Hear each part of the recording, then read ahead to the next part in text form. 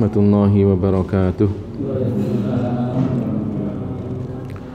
Alhamdulillahi rabbil alamin, lahun ni'matu wa lahul fadlu wa lahul thana'ul hasan.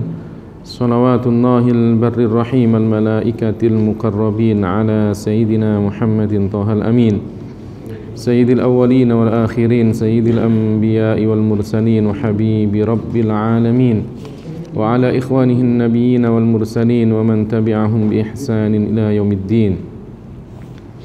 Allahumma la sahla illa ma ja'altahu sahla wa anta ya hayyu ya qayyum taj'alul hazna idza syi'ta sahla. Allahumma 'allimna ma yanfa'una wanfa'na bima 'allamtana wa zidna 'ilma wa na'udzubika min hali ahli an-nar. Amma ba'du. Kita niatkan ikhlas karena Allah Subhanahu wa taala. Kita niatkan i'tikaf selama kita berada di dalam masjid ini. Sampai pada pertanyaan yang ke-18. Sebutkan dalil dibolehkannya ziarah kubur bagi laki-laki dan perempuan. Jawabnya, Rasulullah sallallahu alaihi wasallam bersabda, "Zurul qubura fa innaha tudzakkirukum bil akhirah." Rawahul Baihaqi. Lakukanlah ziarah kubur karena sesungguhnya ia dapat mengingatkan kalian akan kehidupan akhirat. Hadis riwayat Al-Imam Al-Baihaqi. Jadi hadis ini di antara sekian banyak hadis ini di antara sekian banyak dalil tentang dibolehkannya ziarah kubur. Kemarin di dalam firman Allah Subhanahu wa taala disebutkan, walau annahum idh zalamu anfusahum ja'uka fastaghfirullaha wastaghfara lahumur rasul lawajadullaha tawwabar rahima. Kalau seandainya mereka berbuat zalim terhadap diri mereka sendiri, kemudian mereka datang kepadamu wahai Muhammad, kan tidak disebutkan kapan datangnya. Tidak disebutkan datangnya itu harus ketika Rasulullah masih hidup, dan tidak disebutkan datangnya itu ketika Rasulullah sallallahu alaihi wasallam meninggal dunia. Umum, datang kepadamu boleh ketika beliau masih hidup, boleh juga ketika beliau sudah meninggal dunia. Kemudian meminta ampun kepada Allah dan Rasulullah memintakan ampun untuk mereka, maka Allah akan mengampuni dosa-dosa mereka, atau Allah Maha Pengampun lagi Maha Penyayang. Ayat itu merupakan dalil dibolehkannya ziarah kubur. Dan juga hadis Rasulullah sallallahu alaihi wasallam ini dibolehkannya apa? Ziarah kubur. Serta amalan para sahabat yang datang kepada Rasulullah sallallahu alaihi wasallam setelah Rasulullah meninggal dunia. Datang sahabat Abu Ayyub Al-Ansari, datang kemudian sambil mencium batu nisan Rasulullah sallallahu alaihi wasallam. Ya, sambil mencium batu nisan, dari belakang kemudian ada seorang menegurnya. Dia mengatakan, "Apa yang kamu lakukan?" Apa kata Abu Ayyub tanpa dia menoleh kepada orang yang menegurnya itu? "Saya mendatangi Rasulullah, saya bukan mendatangi sebongkah batu." Ya, datang ziarah ke makam Rasulullah sallallahu alaihi wasallam. Sayyidatuna Fatimah setelah meninggalnya Rasulullah, seminggu setelahnya datang ke makam Rasulullah sambil kemudian mengambil tanah dari makam Rasulullah, menangis di depan makam Rasulullah sallallahu alaihi wasallam.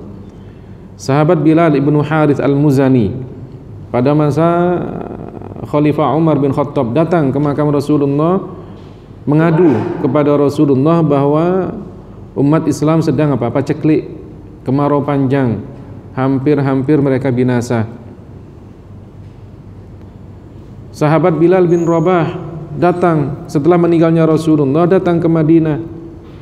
Bahkan kemudian beliau mencium-cium tanah makam Rasulullah sallallahu alaihi wasallam. Dan itu dilakukan oleh banyak sahabat. Berarti menunjukkan ziarah ke makam Rasulullah dibolehkan. Bahkan dalam hadis yang lainnya Rasulullah mengatakan apa? Man zara qabri wajabat lahu syafaati. Orang yang datang ke makamku maka dia pasti mendapatkan syafaatku. Janji Rasulullah, kalau kita datang ke makam Rasulullah maka apa? Kita akan mendapatkan syafaat dari Rasulullah. Bukan hanya makam Rasulullah, tapi makam-makam umat Islam selain Rasulullah pun apa? Dianjurkan kita untuk datang ke makamnya. Rasulullah datang ke pemakaman Baqi' menjelang subuh. Ya, setelah beliau sholat malam menjelang subuh datang ke pemakaman Baqi' mendoakan apa? Orang-orang yang meninggal dunia di pemakaman Baqi'. Ini menunjukkan bahwa kita apa? Dibolehkan ziarah kubur. Bukankah kemudian Rasulullah mengajarkan kita kalau kita ke pemakaman disuruh mengucapkan apa? Salam. Orang mengucapkan salam itu mau masuk apa cuma sekedar lewat dari jauh? Kalau kita mau masuk rumah, salam kan? Mau masuk kan? Bukan ada pintu di rumah, Assalamualaikum. Itu kan enggak kan, mau masuk rumah. Sama kalau kemudian dikatakan kita apa? Ziarah kubur, ada kan adabnya? Baca apa? Assalamualaikum ya ahlal kubur. Kenapa? Karena mau masuk kuburan kan? Diajarkan. Berarti apa? Rasulullah mengajarkan kita untuk apa? Ziarah kubur. Kemudian kalau ada orang mengatakan, bukankah dulu Rasulullah melarang? Iya dulu. Kapan dilarang itu? Ketika para sahabat belum kuat imannya. Di antara mereka ada yang kemudian mau datang ke makam orang tuanya yang dulu meninggal dunia dalam keadaan musyrik. Maka apa? Dilarang. Kuntu nahaitukum an ziyaratil kubur. Kata Rasulullah, dulu saya pernah melarang kalian untuk ziarah kubur. Kemudian hadis berikutnya apa? Ala fazuruha. Sekarang ziarahlah. Fa innaha tudzakkirukumul akhirah.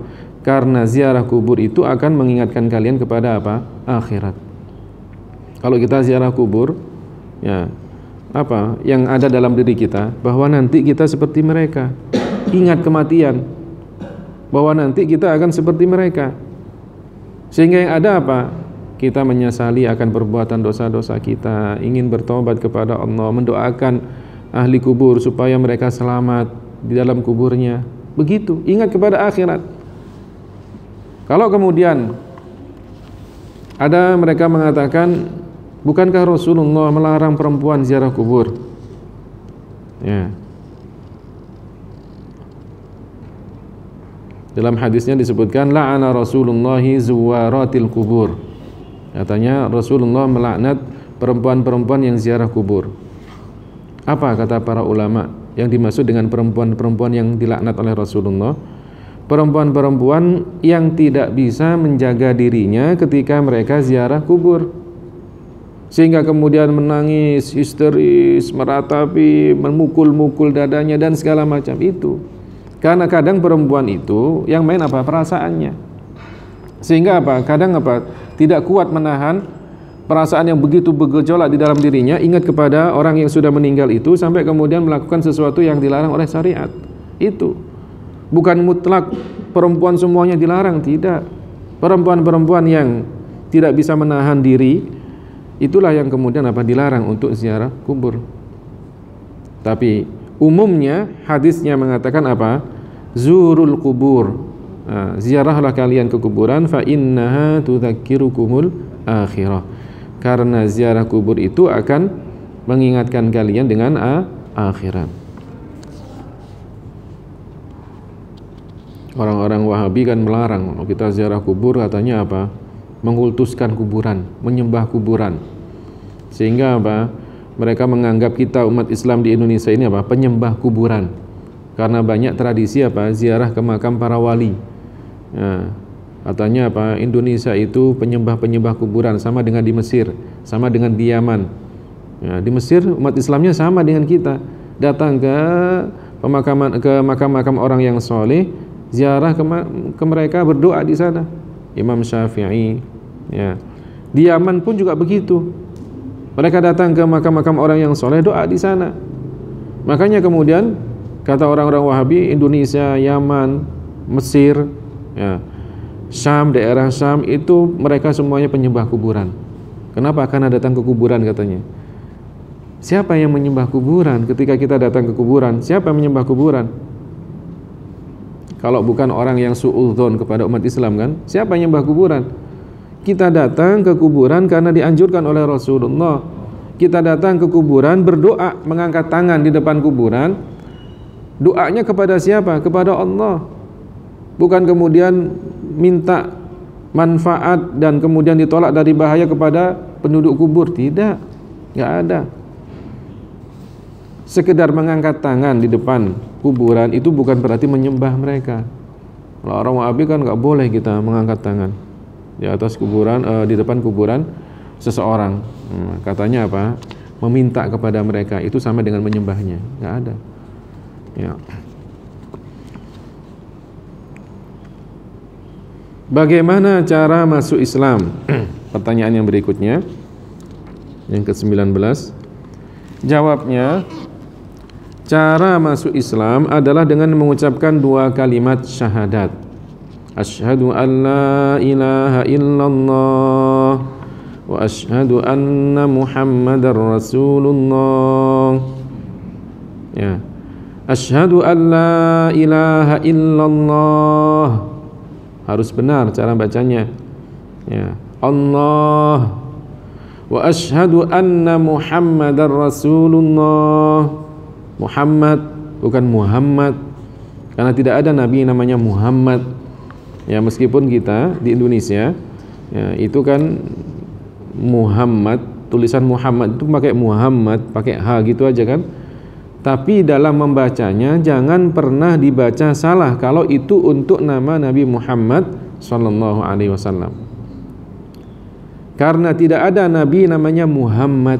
Nabi kita apa? Muhammad. Meskipun lidah kita lidah Jawa. Ya, kadang kalau Jawa kan Muhammad gitu aja kan. Ya, tetap bacanya harus Muhammad. Karena Muhammad dalam bahasa Arab enggak ada artinya Muhammad, enggak ada. Muhammad dari kata Hamida, orang yang memuji. Muhammad orang yang terpuji. Terpuji akhlaknya, terpuji bentuk fisiknya. Muhammad yang sempurna. Bentuk fisiknya sempurna, akhlaknya pun juga sempurna. Muhammad. Makanya dalam 2 kalimat syahadat ataupun dalam zikir salawat ataupun zikir yang lainnya, menyebut nama Allah, menyebut nama Rasulullah itu harus benar, biar kita mendapatkan pahala dari apa yang kita baca. Asyhadu an la ilaha illallah wa asyhadu anna Muhammadar Rasulullah. Kalau orang tidak bisa membaca Muhammad, boleh dibaca wa asyhadu anna Abul Qasim Rasulullah, karena julukan Rasulullah ya, itu adalah Abul Qasim. Putra pertama beliau adalah namanya Qasim dari Khadijah, makanya ke beliau kemudian dikatakan Abul Qasim. Boleh kalau seandainya nggak bisa mengatakan Muhammad dengan ha, ya dia bisanya Muhammad gitu aja kan, maka boleh orang mengatakan wa asyhadu anna Abul Qasim Rasulullah. Ya ini. Jadi orang yang mau masuk Islam langsung diajarkan 2 kalimat syahadat tanpa ditunda-tunda. Dia sendiri tidak boleh menunda. Orang Muslim yang tahu pun juga tidak boleh menundanya. Kalau ada orang datang, saya mau masuk Islam, bagaimana caranya? Langsung kita katakan kepada dia, katakan 2 kalimat syahadat, tinggalkan kekufuran. Ya, masuklah ke dalam Islam dengan mengucapkan 2 kalimat syahadat, selesai. Kita tidak boleh menundanya. Kalau ada orang menunda orang lain yang ingin masuk Islam, ya, dengan alasan yang tidak dibolehkan oleh syarak, maka apa? Orang yang menunda-nunda ini terjatuh dalam kekufuran. Kalau orang mengatakan, saya kan masih sibuk, lihat nih, saya lagi taklim begini, kamu mau nunggu dulu, tunggu. Kalau selesai taklim saya ajarkan Islam. Orang yang seperti ini tidak ada uzur untuk menunda orang yang ingin masuk Islam. Ya, tetap harus diajarkan Islam tanpa dia tunda-tunda. Al-Imam Taqiyuddin Al-Husni, pengarang kitab Kifayatul Akhyar. Di dalam kitab Kifayatul Akhyar disebutkan contoh, kalau ada orang masuk Islam, masuk ke masjid, kemudian ada khatib di atas mimbar sedang khutbah Jumat. Orang itu dari jauh mengatakan, saya mau masuk Islam, bagaimana caranya? Apa kata Al-Imam Taqiyuddin Al-Husni? Ajarkan Islam meskipun dari atas mimbar. Khatibnya ngajarkan dia Islam meskipun dari atas mimbar. Kalau kemudian masih tidak paham, turun dari mimbar, ajarkan dia Islam. Kalau khatibnya mengatakan, tunggu, saya kan sedang khutbah Jumat, nanti saya ajarkan setelah saya khutbah Jumat. Apa kata Taqiyuddin Al-Husni? Khatibnya telah jatuh dalam kekufuran. Kenapa? Karena menunda orang yang ingin masuk Islam. Saya beri pemahaman. Kalau ada orang mencuri, atau ada orang minum minuman keras, kewajiban kita apa? Melarang dia minum minuman keras. Kenapa? Karena haram, ya kan? Kalau kita mampu, kita ambil minumannya. Tapi kalau kemudian kita biarkan, sudahlah, minumlah, saya masih sibuk, nanti kalau saya selesai, saya ambil, sekarang nggak apa-apa. Nah, apa kata para ulama? Berarti kita ridho dalam kemaksiatan, kan? Biar dia melakukan maksiat dulu, nanti kalau sudah selesai urusan saya ambil, ya kan? Padahal dia nggak ada urusan apa-apa, cuma apa? Mempersilahkan aja, selesai dulu. Apa kata para ulama? Ar-ridha bil ma'siyati ma'siyah. Orang yang ridha dengan maksiat. Kaidahnya, war-ridha bil kufri kufrun. Ridha dengan kekufuran juga kufur. Kalau ada kemudian, tunggu saya kan masih sibuk ini, nanti kalau sudah selesai saya ajarkan kamu Islam. Berarti apa? Ridho dengan kekufuran. Padahal dia bisa mengajarkan Islam kepada orang itu seketika itu. Maka harus turun, ya, kemudian apa? Diajarkan dia Islam dan kemudian meneruskan apa? Khutbahnya. Ini yang dikatakan oleh para ulama. Bahkan kalau seandainya ada orang yang sholat fardu, dan sholat fardu itu tidak boleh dibatalkan kecuali dengan beberapa hal. Di antaranya apa?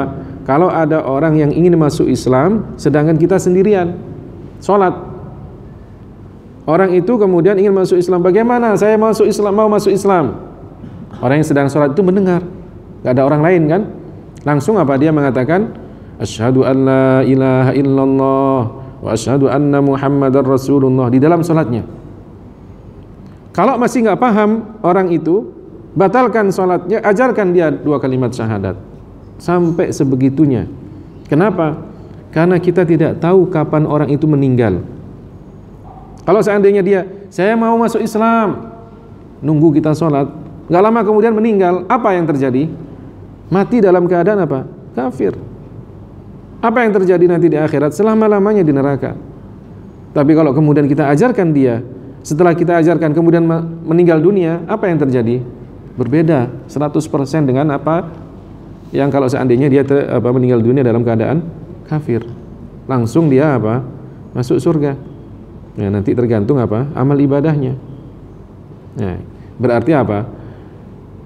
Jangan pernah ditunda-tunda kalau ada orang yang ingin masuk Islam. Ada orang kan, saya mau masuk Islam gimana? Ini saya punya buku yang bagus, baca dulu bukunya. Nah, nanti kalau aku sudah mantap, kamu datang lagi ke sini, baru nanti saya ajarkan Islam. Gak ada itu. Ya, harus kita ajarkan 2 kalimat syahadat. Ya. Rasulullah SAW setiap kali ada orang yang ingin masuk Islam, maka beliau segerakan masuk Islam tanpa ditunda-tunda. Bukan dengan mengucapkan astaghfirullah. Kalau orang ingin masuk Islam, tidak kemudian mengucapkan astaghfirullah. Terutama kalau seandainya ada orang jatuh dalam kekufuran, murtad, ya, kemudian diingatkan, oh itu yang kamu lakukan itu tadi murtad. Astaghfirullah. Tidak cukup. Kalau orang murtad keluar dari Islam, maka kalau seandainya dia ingin masuk Islam lagi dengan mengucapkan 2 kalimat syahadat. Orang diingatkan, tidak boleh mengatakan Allah itu zalim. Aduh, astaghfirullah, lupa saya. Ya, nggak tahu itu, astaghfirullah. Tidak cukup. Mengatakan zalim itu apa? menghina Allah. Penghinaan kepada Allah jatuh dalam kekufuran. Berarti apa? Murtad, keluar dari Islam. Bagaimana cara masuknya? Bagaimana cara taubatnya? Masuk Islam lagi dengan mengucapkan 2 kalimat syahadat. Kenapa tidak boleh istighfar? Karena istighfar itu bermanfaat bagi orang muslim. Istighfar itu bermanfaat bagi orang muslim. Sedangkan orang kafir, orang murtad, tidak akan bermanfaat istighfarnya. Ribuan kali istighfarnya nggak akan bermanfaat. Justru seakan-akan apa? Meremehkan firman Allah Ta'ala, innallaha la yaghfiru ay yushraka bihi wa yaghfiru ma duna dzalika liman yasha. Sesungguhnya Allah tidak akan mengampuni dosa orang yang syirik kepadanya, orang yang menyekutukannya, tidak akan diampuni. Kalau ada orang yang musyrik atau orang yang kafir, kita katakan dulu kan, kafir itu umum, di antara cabangnya apa? Kafir yang musyrik, itu kan? Ada kafir yang bukan musyrik. Berarti Allah tidak akan mengampuni dosa kufur. Kalau ada orang mengatakan astaghfirullah sedangkan dia dalam keadaan kufur, seakan-akan dia mengatakan, ya Allah ampunilah saya meskipun saya kufur kepadamu. Padahal dosa kufur nggak akan diampuni kan? Istighfar itu kan mohon ampunan. Dan ampunan itu hanya kepada orang yang muslim, orang yang musyrik, orang yang kafir tidak akan diampuni dosanya oleh Allah. Makanya tidak cukup orang murtad itu hanya mengatakan astaghfirullah, astaghfirullah, astaghfirullah. Seakan-akan dia mengatakan, ya Allah ampunilah saya meskipun saya musyrik, ya Allah ampunilah saya meskipun saya kafir. Ya, itu nggak benar. Ya. Adapun firman Allah tentang Nabi Nuh alaihi salam, bahwa ia mengatakan, wa qul tastaghfiru rabbakum innahu kana ghaffara. Maknanya bahwa Nabi Nuh menyeru kepada kaumnya untuk masuk Islam dengan beriman kepada Allah. Ya, bukan berarti Nabi Nuh meminta mereka istighfar. Orang-orang yang kafir itu suruh istighfar. Ya, tidak. Para ulama menyebutkan perkataan Nabi Nuh kepada kaumnya, istaghfiru rabbakum, mintalah ampun kepada Tuhan kalian dengan masuk Islam, ya, menyembah dan beriman kepada Allah. Dan nabinya Nuh alaihissalam, ya, beriman kepada Allah dan nabinya Nuh alaihissalam, supaya Allah mengampuni mereka. Kalau kalian beriman kepada Allah, beriman kepada Nabi Nuh, maka Allah akan mengampuni dosa kalian. Di dalam hadis Rasulullah SAW bersabda, umirtu an uqatilan nasa hatta yashhadu an la ilaha illallah wa anni rasulullah. Aku diperintahkan, kata Rasulullah, untuk memerangi orang-orang kafir sehingga mereka bersaksi bahwa tiada Tuhan yang berhak disembah kecuali Allah dan aku adalah utusan Allah. Ini hadis yang jelas mengatakan kalau orang ingin masuk Islam maka harus mengucapkan 2 kalimat syahadat. Kalau orang murtad jatuh dalam kekufuran, maka taubatnya adalah mengucapkan 2 kalimat syahadat. Tidak ada yang lain. Ya. Kalau dia sudah masuk Islam dengan mengucapkan 2 kalimat syahadat, maka bermanfaat bagi dia apa? Istighfarnya. Bermanfaat. Suatu ketika datang orang Arab Badui, datang kepada Rasulullah dengan apa? Mengucapkan kata-kata yang tidak layak untuk Rasulullah. Dia mengatakan, ya Muhammad, Abdul Muttalib khairun minka, khairun liqaumihi minka. Wahai Muhammad, Abdul Muttalib itu kakek Rasulullah lebih baik daripada anda untuk kaumnya. Kalau Abdul Muttalib itu memberi makan kaumnya. Nah, Abdul Muttalib itu kakek Rasulullah banyak punya apa? Binatang ternak, kambing, onta, itu banyak. Kata orang ini, Abdul Muttalib banyak memberi makan kaumnya, sedangkan kamu membunuh kaum kamu sendiri. Maksudnya apa? Rasulullah mengajak berperang sehingga banyak yang terbunuh. Oleh Rasulullah kemudian dibantah perkataan orang ini. Setelah itu orang tersebut apa? Minta untuk apa? Diajarkan doa. Alim nih, saya mau pulang, ajarkan saya. Oleh Rasulullah kemudian diajarkan doa. Allahumma qini syarra nafsi wa azimni ala arsyadi amri. Ya Allah, jagalah diri saya dan berilah saya petunjuk kepada jalan yang benar. Ini orang belum masuk Islam, ya, minta diajarkan doa oleh Rasulullah, kemudian oleh Rasulullah diajarkan doa, ya Allah, jagalah diri saya dan berilah saya petunjuk, biar dia mendapatkan apa? Petunjuk Islam kan. Kemudian pulang dia, diajarkan doa itu oleh Rasulullah. Beberapa tahun datang lagi, ya Rasulullah, panggilannya sudah apa? Panggilan yang menghormatan. Tadi waktu itu mengatakan ya Muhammad, sekarang apa? Mengatakan ya Rasulullah. Dulu saya waktu datang, saya minta diajarkan doa, Anda ajarkan saya doa, Allahumma qini syarra nafsi wa azimli ala arsyadi amri. Sekarang saya sudah masuk Islam, apa yang harus saya baca dari doa? Minta doa lagi dia, diajarkan doa. Oleh Rasulullah diajarkan doa yang sama, Allahumma qini syarra nafsi wa azimli ala arsyadi amri, Allahumma ufirli ma asrartu wa ma a'lantu wa ma amidtu wa ma jahiltu wa ma akhta'tu. Ditambah doa apa? Istighfar. Allahumma ufirli ma asrartu, ya Allah, ampunilah apa yang saya lakukan dengan sembunyi-sembunyi, apa yang saya lakukan dengan terang-terangan, apa yang saya lakukan karena kebodohan saya, karena kesalahan saya. Diberi doa istighfar kapan? Setelah dia masuk Islam. Sebelumnya nggak ada doa istighfar, ya, sebelumnya tidak ada doa istighfar. Minta ampunan itu kapan? Setelah dia masuk Islam. Jadi istighfar itu bermanfaat bagi orang yang sudah masuk Islam. Kalau dia kafir, tidak boleh dia baca istighfar. Kenapa? Seakan-akan dia mengatakan, ya Allah, ampunilah saya meskipun saya kafir kepadamu. Padahal dosa kufur tidak akan diampuni oleh Allah. Juga kalau orang sudah meninggal dunia dalam keadaan kafir, siapapun dia, termasuk keluarga kita pun, tetap tidak boleh kita mintakan ampun kepada Allah Ta'ala. Kenapa?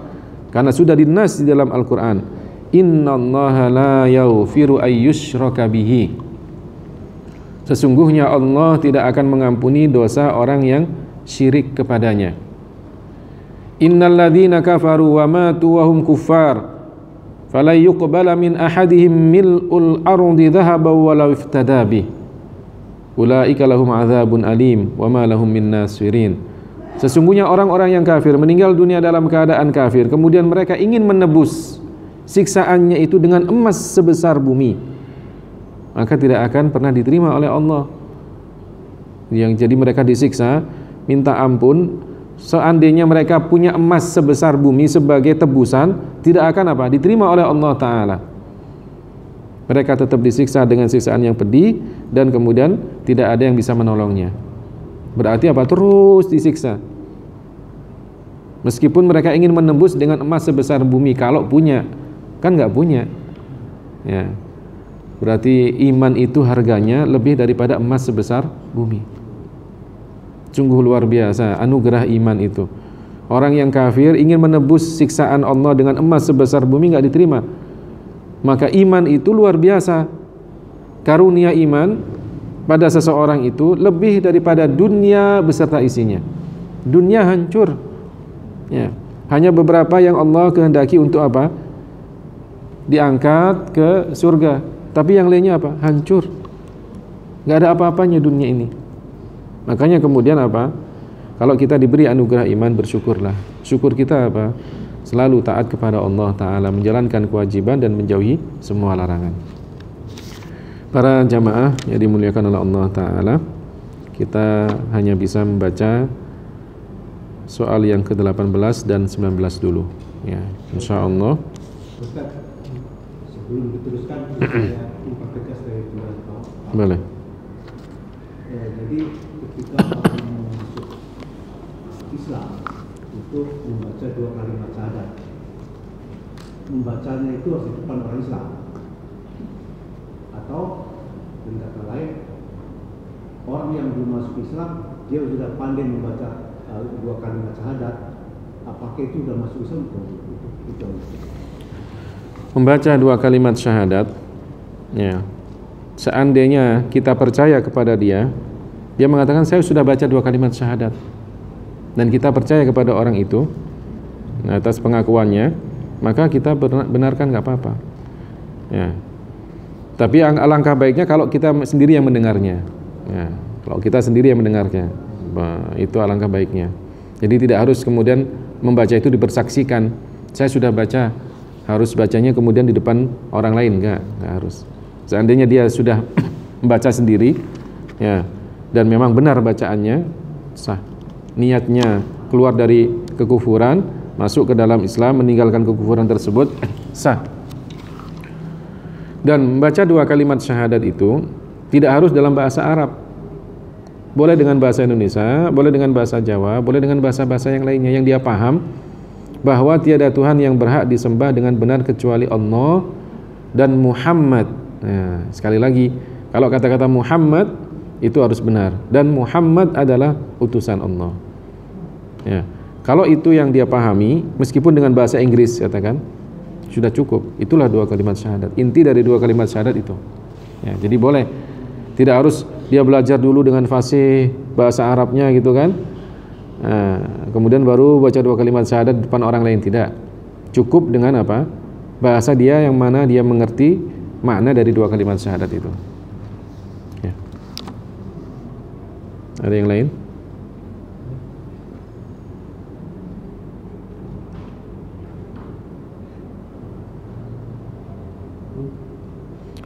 Kalau orang bisanya mengatakan la rabba illallah Muhammadur Rasulullah, boleh. Gak pakai kata asyhadu, boleh. Tapi alangkah sempurnanya, alangkah baiknya kalau ditambah dengan kata asyhadu. Karena asyhadu itu maknanya apa? Saya bersaksi. Itu artinya apa? Saya mengetahui, saya meyakini, dan saya berikrar dengan lisan saya bahwasanya tiada Tuhan yang berhak disembah dengan benar kecuali Allah. Itu makna asyhadu. Ya. Tapi kalau seandainya dia langsung mengatakan la ilaha illallah Muhammadur Rasulullah, boleh. Boleh.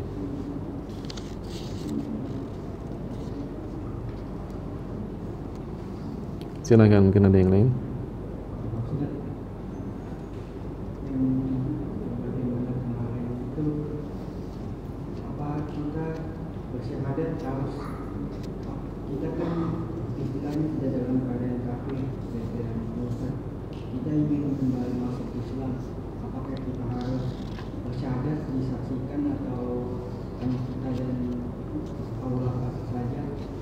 Tidak harus disaksikan. Kalau dia kemudian langsung ketika itu dia sadar bahwa dia jatuh dalam kekufuran, murtad gitu kan, langsung dia mengucapkan 2 kalimat syahadat sendiri tanpa disaksikan oleh orang lain, sudah cukup bahwa dia Islam.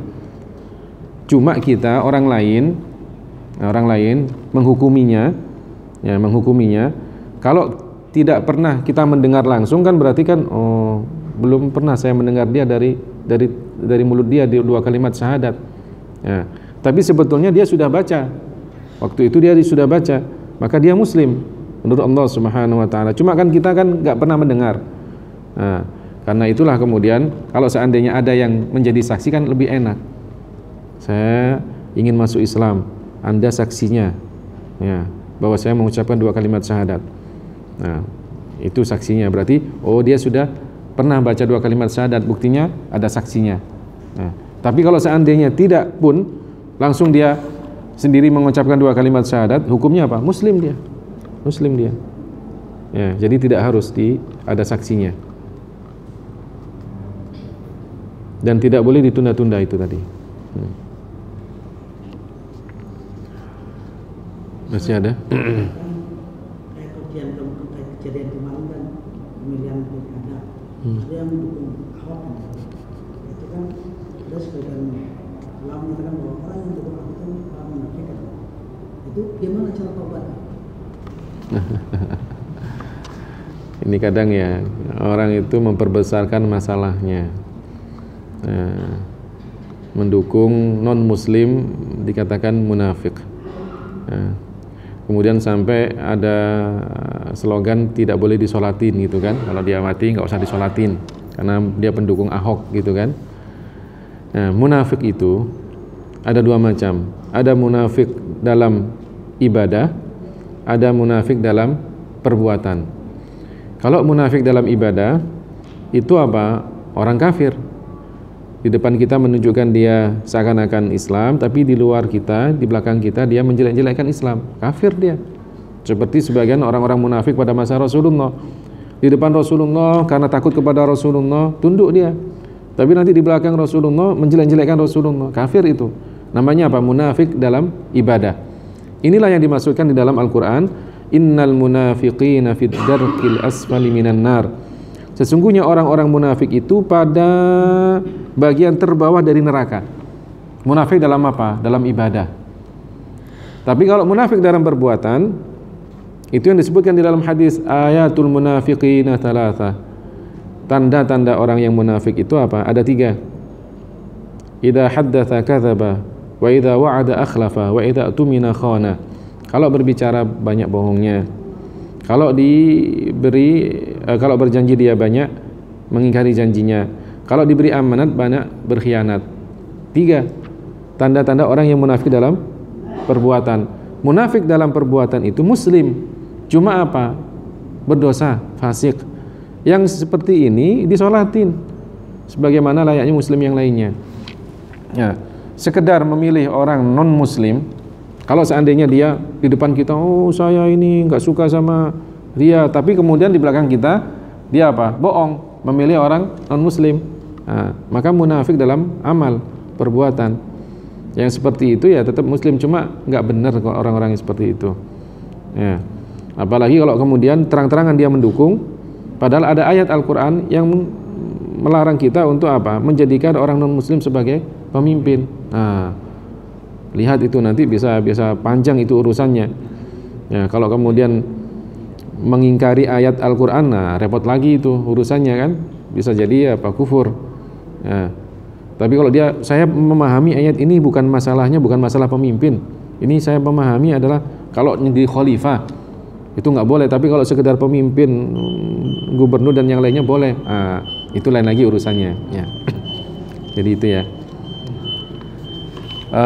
Saya mohon maaf untuk besok libur sebentar sehari karena ada acara di tempat lain. Insya Allah Sabtu kita lanjutkan. Ya.